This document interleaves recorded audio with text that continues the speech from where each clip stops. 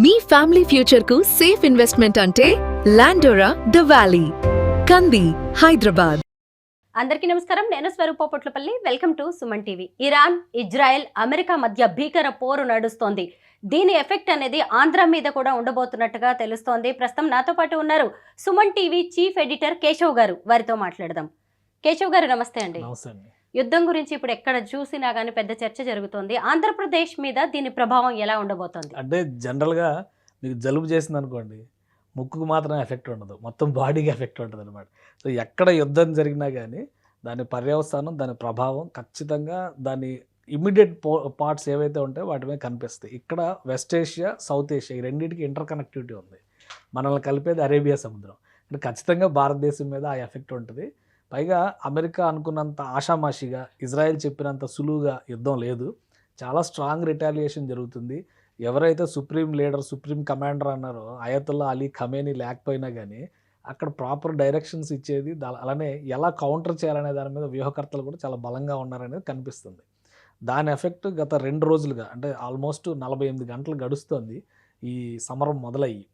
ఇది చూస్తే కనుక వందల డ్రోన్స్, సూసైడ్ డ్రోన్స్ అటాక్ చేస్తున్నాయి. ఒకటి కాదు, 10 దేశాలను టార్గెట్ చేస్తున్నాయి. మీరు చూడండి, గల్ఫ్ ఆఫ్ పర్షియాలో ఉన్నటువంటి ప్రతి దేశం ఎఫెక్ట్ అవుతుంది.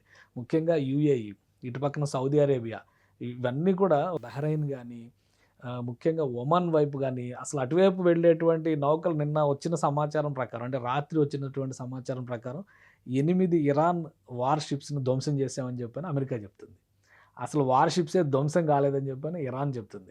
ఇంకోవైపు న్యూక్లియర్ పవర్ ప్లాంట్ల పైన కూడా అటాక్స్ చేస్తున్నారని చెప్పని చెప్తుంది. అంటే చాలా సీరియస్ వార్నింగ్ అనేది కనిపిస్తుంది. బ్రిటన్ కానీ, నాటో కానీ వీళ్ళు ఇన్వాల్వ్ అయితే ఇంకా సివియారిటీ పెరగవచ్చు. సో ఇవన్నిటి ప్రభావం చూస్తే ఒక్క రోజులో అయిపోద్ది అనుకున్నారు, 2 రోజులు అనుకున్నారు. ఇది ఇంకొక 3-4 రోజులు దీని ఎఫెక్ట్ చాలా బలంగా ఉండేటువంటి సంకేతాలు అయితే స్పష్టంగా కనిపిస్తున్నాయి. అంత సులువుగా ఇరాన్ అంగీకరించేటువంటి పరిస్థితుల్లో లేదు. ఇంకోటి, ఇరాన్ ఆర్బిట్రేటర్స్ కూడా చాలా స్ట్రైట్గా చెప్తున్నారు, సరెండర్ అయ్యే పరిస్థితి లేదు. అసలు వాషింగ్టన్ పోస్ట్లో ఒక కథనం వచ్చింది, ఇరాన్ నుంచి మళ్ళీ మాట్లాడదాం, డిస్కషన్ చేద్దాం, చర్చల ద్వారా పరిష్కరిద్దాం అనేటువంటి ప్రపోజల్స్ వచ్చినాయి. అవన్నీ కొట్టిపడేశారు. సో అందుకని ఇవాళ ఉదయం నుంచి జరిగినటువంటి పరిణామాలు కనుక మనం చూస్తే ఈ యుద్ధం ఇంకా ముదిరేటువంటి అవకాశం కనిపిస్తుంది. ఇమీడియట్గా పొరుగు దేశాలుగా చూస్తే మనకు సరిహద్దు లేకపోయినా కానీ, అటు ఆఫ్ఘనిస్తాన్, ఇటు పాకిస్తాన్ మధ్యలో అడ్డున్నా కానీ మనకి కూడా ఆ ప్రభావం చాలా సివియర్గానే కనిపిస్తుంది.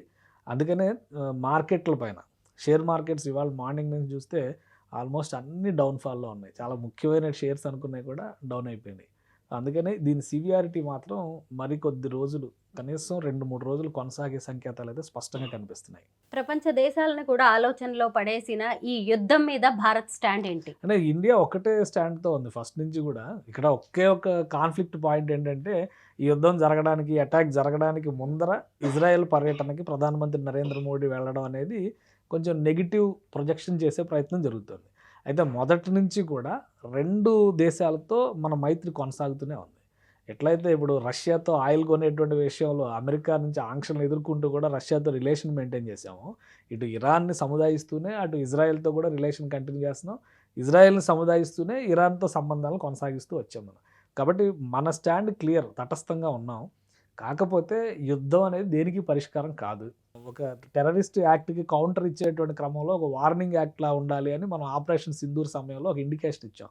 ఆపరేషన్ సింధూర్ ఇంకొక రోజు కొనసాగితే పరిస్థితి వేరేగా ఉండేది. ఈ మధ్య డొనాల్డ్ ట్రంప్ కూడా ఒక స్టేట్మెంట్ ఇచ్చారు, 30 కోట్ల మంది నేను కాపాడాను, పాకిస్తాన్ ప్రధానమంత్రి భూస్థాపితం అయిపోయాడు, ఆయన కాపాడాను, ఇవన్నీ చెప్పారు.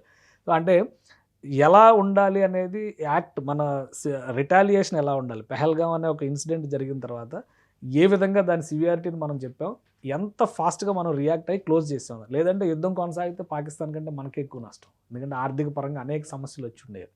అంత చాకచక్యంగా, నైపుణ్యంతో యుద్ధం ఆపే పరిస్థితి ఉందా అనేది ఇప్పుడు 2 పక్షాలు ఆలోచించాలి. అందుకే భారతదేశం ఇద్దరికీ కూడా చర్చల ద్వారా పరిష్కరించుకుందాం, అవసరమైన సాయం చేయడానికి మేము సిద్ధంగా ఉన్నాం. ఎందుకంటే అందరికీ కావాల్సిన దేశంగా భారతదేశం ఆ ఇన్వాల్వ్మెంట్ తీసుకోవడానికి స్కోప్ ఉంది ఇప్పటికి కూడా. ఈవెన్ నాటో కంట్రీస్ కానీ, అమెరికా వైపు నుంచి ఇతర దేశాలు కానీ, దక్షిణ అమెరికా వైపు నుంచి ఉన్నటువంటి దేశాలు కానీ, వాటికంటే కూడా భారత్ దగ్గరగా ఉన్నటువంటి దేశం. భారత్ మాట చెప్తే ఇటు అమెరికాతో కానీ, అటు ఇరాన్తో కానీ కొంతవరకు ఆ సత్సంబంధాలు కొనసాగించినటువంటి దేశం కాబట్టి మెత్తపడడానికి అవకాశం ఉంది. అందుకే మన స్టాండ్ చాలా క్లియర్గా ఉంది, చర్చల ద్వారా సమస్యను పరిష్కరించుకుందామని పిలుపునిస్తున్నారు. కాకపోతే ఇంటెన్సిటీ ఉంటుంది. ఒక 36 సంవత్సరాల పాటు ఆ దేశానికి అధ్యక్షుడిగా ఉండి దాన్ని ఇప్పుడు మోడర్న్ ఆర్కిటెక్ట్ ఆఫ్ ఇరాన్ అని చెప్తున్నారు. బయట ప్రపంచం ఎలా అయినా అనుకోవచ్చు, సొంత దేశంలో కూడా వ్యతిరేకత ఉండొచ్చు. ఎందుకంటే ఏ దేశంలో కూడా 100% సపోర్ట్ అనేది ఏ అధినేతకి ఉండదు. సో అదే తరహాలో మనం చూసినప్పుడు అయతుల్లా అలీ ఖమేనీ ఖచ్చితంగా modern architect of Iran modern ఆర్కిటెక్ట్స్లో ఒకరు అనేటువంటి అభిప్రాయం ఉంది వాళ్ళకి. అందుకని అతన్ని చంపేశారు అనగానే ఆ ఆవేదన ఉండొచ్చు, దానికి ప్రతీకారం ఉండాలనేటువంటి ఒక ఆవేశంతో మాట్లాడేటువంటి పరిస్థితులు ఉండొచ్చు. ఇవి చల్లబడ్డానికి కొంచెం సమయం పట్టొచ్చు. అంతేగాని ఈ యుద్ధం ఫర్ ఎవర్ కంటిన్యూ అయ్యేది కాదు. బట్ వీలైనంత త్వరగా ఇది చర్చల ద్వారా పరిష్కరించుకునేటువంటి అంశంగా మారితే కనుక మొత్తం ప్రపంచానికే మంచిది. ఇప్పుడు ఎక్కడ యుద్ధం జరిగినా కానీ అలజడి అనమాట, ఒక అణువులాగా ఇక్కడ కదిలితే మొత్తం ఆ కదలిక ఆ ప్రకంపన రూపంలో మొత్తం కదులుతుంది కదా. కాబట్టి ప్రతి దేశానికి ఎఫెక్ట్ చేసేటువంటి అంశం ఇది. వీలైనంత తొందరగా చర్చల ద్వారా పరిష్కరించే దిశగా అడుగులు పడాల్సిన అవసరం అయితే కనిపిస్తుంది. రష్యా ఉక్రెయిన్ మధ్య జరిగిన వార్తో ఎంత ఉత్పాతం జరిగిందనేది మనం అందరం కూడా కళ్ళారా చూసాం. యుద్ధం అనేది ఎప్పుడైనా సరే ఏ దేశానికైనా తీవ్ర నష్టాన్ని కలిగిస్తుంది. అసలు ఇప్పుడు ఈ దేశాల మధ్య యుద్ధానికి దారి తీసిన ప్రధాన కారణాలు ఏంటి? అంటే ఒకటి, ఇది చారిత్రకమైనటువంటి కోణం ఉంది ఇందులో. చాలా లాంగ్, అంటే మనం ఒక 70-80 ఏళ్ళ చరిత్రను చూడాల్సినటువంటి అవసరం ఉంటుంది, ఒకరోజు కాదు. ఇంకా చెప్పాలంటే ఇజ్రాయెల్ వర్సెస్ ఇరాన్ అంటున్నాం, బట్ ఇరాన్ ఇజ్రాయెల్ ఆప్తమిత్రులు. ఒకప్పుడు 1979లో ఎప్పుడైతే ఇస్లామిక్ రెవల్యూషనరీ గార్డ్స్ అని చెప్పని సైన్యం ఏదైతే ఇరాన్ను ప్రొటెక్ట్ చేస్తుందో, వీళ్ళందరూ ఇజ్రాయెల్తో చాలా క్లోజ్గా ఉన్నటువంటి వాళ్ళు, చాలా క్లోజ్గా ఉన్నటువంటి వాళ్ళు. పైగా ఇజ్రాయెల్ దేశం ఆవిర్భవించినటువంటి సమయంలో అరేబియా దేశాలన్నింటిలో కూడా ఎక్కువ మైత్రి కొనసాగింది ఇరాన్తోనే. అది అప్పుడు పరిస్థితి. ఎలా అయితే ఉక్రెయిన్ రష్యా మాజీ సోవియట్ దేశాలు, వాళ్ళలో వాళ్ళకి ఒక ఇంట్లో గొడవ లాంటిది, ఇంట్లో వచ్చినటువంటి కలకలం లాంటిది అయి ఉండొచ్చేది. సో అలాంటి సందర్భం మనం ఈ ఉక్రెయిన్ వర్సెస్ రష్యా చూస్తాం. కానీ ఇరాన్తో వచ్చేసరికి ఏమవుతుందంటే ఇజ్రాయెల్ జ్యూస్, ఇరాన్ వచ్చేసరికి ఇస్లాము, ఈ రెండింటి వలన మతపరమైనటువంటి వైరుధ్యాలు విభేదాలు కూడా ఉండడం వలన ఇది ఒక చాలా సీరియస్ అంశంగా మారిపోయింది. 2 కారణాలు ఉన్నాయి. ఇజ్రాయెల్ వ్యవహరిస్తున్నటువంటి శైలి ఒక కారణం అని అనుకుంటే, రెండో వైపు నుంచి చూస్తే తీవ్రవాద చర్య, తీవ్రవాదం ఏ రూపంలో ఉన్నా కానీ దాన్ని ఖండించాల్సిందని ప్రపంచ దేశాలు అన్నీ చెప్తున్నాయి, ఇరాన్తో సహా. కానీ అదే ఇరాన్ హిజ్బుల్లా విషయంలో కానీ, హమాస్ విషయంలో కానీ, హుతీల విషయంలో కానీ డబుల్ స్టాండర్డ్స్ అనుసరిస్తుంది అనేటువంటి విమర్శను ఎదుర్కొంటుంది. సో ఈ రోజు జరిగినటువంటి అటాక్, అంటే 2 రోజుల క్రితం జరిగినటువంటి అటాక్ కూడా ఖమేనీ ఆయా తీవ్రవాద సంస్థలకు చెందినటువంటి కీలకమైన ప్రతినిధులతో ఒక ముఖ్యమైన భేటీ నిర్వహిస్తున్నారనేటువంటి సమాచారమే ఇప్పుడు నేరుగా ఆయన టార్గెట్ చేసేటువంటి పరిస్థితి క్రియేట్ చేసింది. 2 సంవత్సరాల క్రితం గాజా స్ట్రిప్లో ఏం జరిగింది, ఇజ్రాయెల్ ఎలాంటి పరిస్థితులు ఎదుర్కొంది, అది కొనసాగింపు చర్యగా అక్కడ ఉన్నటువంటి యమన్ వైపు నుంచి కానీ కవ్వింపు చర్యలు కంటిన్యూగా అవి కొనసాగుతూనే ఉన్నాయి అదే పనిగా. కాబట్టి అంత ఈజీగా సమసిపోయే అంశం కాదు. కాకపోతే ఇక్కడ 2 విషయాలను ఫస్ట్ నుంచి కూడా చెప్తున్నారు. ఈ తీవ్రవాద చర్యలు ఒకవైపు, రెండో వైపు నుంచి న్యూక్లియర్ బాంబు తయారు చేసేటువంటి ప్రయత్నాల్లో న్యూక్లియర్ బాంబు ఉంది, దానికి కావాల్సిన టెక్నాలజీ అంతా సమకూర్చుకుంది ఇరాన్, దాన్ని తయారు చేసే ప్రయత్నాల్లో ఉందనేదే కదా ప్రధానమైనటువంటి ఆరోపణ. సో అందుకనే ఒక పెద్ద ఎత్తున కౌంటర్ ఇవ్వాల్సిన అవసరం ఉందని ఇజ్రాయెల్ అమెరికా ఫీల్ అయినాయి, దానికి ఇచ్చినాయి. దానికి తగ్గట్టుగా అక్కడ రిజల్ట్ జరిగింది. దానికి తగిన రిటాలియేషన్ కూడా ఇప్పుడు ఇరాన్ ఇస్తూ ఉంది. 2 రోజుల నుంచి చూస్తున్నాము, చాలా స్ట్రాంగ్ రిటాలియేషన్ ఇచ్చింది. ఈ స్థాయిలో కౌంటర్ చేయగలరు. ఎందుకంటే దాదాపుగా పర్షియన్ గల్ఫ్లో 10 దేశాలు 27 చోట్ల ఉన్నటువంటి అమెరికన్ ఎయిర్ బేస్లను టార్గెట్ చేసి అటాక్స్ చేస్తుంది ఇరాన్. అంటే అది ఆషామాషి విషయం కాదు, చాలా పెద్ద విషయం అది. ఎందుకంటే బహ్రెయిన్లో 5th ఫ్లీట్ 1972 ఇండియా పాకిస్తాన్ యుద్ధం జరిగినప్పుడు ఇండియాను లొంగదీయడానికి అక్కడ ఉన్నటువంటి 5th ఫ్లీట్నే ఇండియా వైపు అమెరికా పంపించింది. దానికి కౌంటర్గా రష్యా తన సబ్మెరైన్ ఫోర్సెస్ని పంపించేసరికి అప్పుడు మళ్ళీ ఇది ఒక అంతర్యుద్ధంగా మారుతుంది, ప్రచ్ఛన్న యుద్ధం కాస్త డైరెక్ట్ యుద్ధంగా మారుతుంది అనేటువంటి ఒక అభిప్రాయంతో అమెరికా సంయమనం పాటించాల్సి వచ్చింది. ఈలోపు బంగ్లాదేశ్ ఆవిర్భావం జరిగిపోయింది.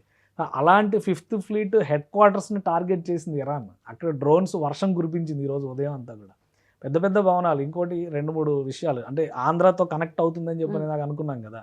సౌదీ అరేబియాలో అరామ్కో అని చెప్పని ఒక పెద్ద రిఫైనరీ ఉంది. ప్రపంచంలోనే అతిపెద్ద రిఫైనరీ కంపెనీస్లో, పెట్రోలియం రిఫైనరీస్ కంపెనీస్లో అదొకటి. రోజుకి 5 లక్షల బ్యారెల్ల పెట్రోలియంను బయటికి తీస్తారు అక్కడ. దానిపైన అటాక్ చేసింది ఇరాన్. ఎవరు ఊహించాలి, అది చాలా పెద్ద నష్టం కింద చూడాల్సి ఉంటుంది. అమెజాన్ డేటా సెంటర్స్ని కొలాప్స్ చేసింది. దుబాయ్లో ఉన్నటువంటి అమెజాన్ డేటా సెంటర్స్ని, రసల్ ఖైమాలో ఉన్నటువంటి షాపింగ్ మాల్స్ని, హై రైజ్ టవర్స్ ఎక్కడెక్కడైతే ఉన్నాయో అవన్నీ వదిలి పారిపోవాల్సిన పరిస్థితి ఈరోజు క్రియేట్ అయింది. దుబాయ్ అంటేనే హై రైజ్ లైఫ్ స్టైల్ అని చెప్పని, చాలా లావిష్ లగ్జూరియస్ లైఫ్ స్టైల్ అని చెప్పి నిన్నటి వరకు దాన్ని ఒక స్టేటస్ బ్రాండ్ కింద పెట్టుకున్నారు. చాలామంది మనవాళ్ళు కూడా, ఇండియన్స్ కూడా అక్కడికి పోయి ఫ్లాట్లు కొనుక్కొని లేదంటే విల్లాలు కొనుక్కొని అక్కడ సెటిల్ అవుతున్నా, అంటే సెటిల్ అవ్వడం మీన్స్ ఒక సెకండ్ రెసిడెన్స్ లాగా ఉపయోగించుకుంటున్న పరిస్థితి ఉంది. ఈరోజు అవన్నీ కూడా తామరాకులు ఇలా ఇలా వణికిపోతాయి. ఆ టైంలో వణికిపోతున్నాయి. ఎందుకంటే అంత ఎత్తున రిటాలియేషన్ జరిగింది. సో ఇప్పుడు ఈ ఆరామ్కో కంపెనీ కనుక ఇందులో నష్టాల పాలైతే ఆంధ్రాకు ఒక కనెక్షన్ ఉంది. ఈ మధ్యనే సెంట్రల్ గవర్నమెంట్ బీపీసీఎల్కి దానికి సంబంధించి అప్రూవల్ ఇచ్చారు.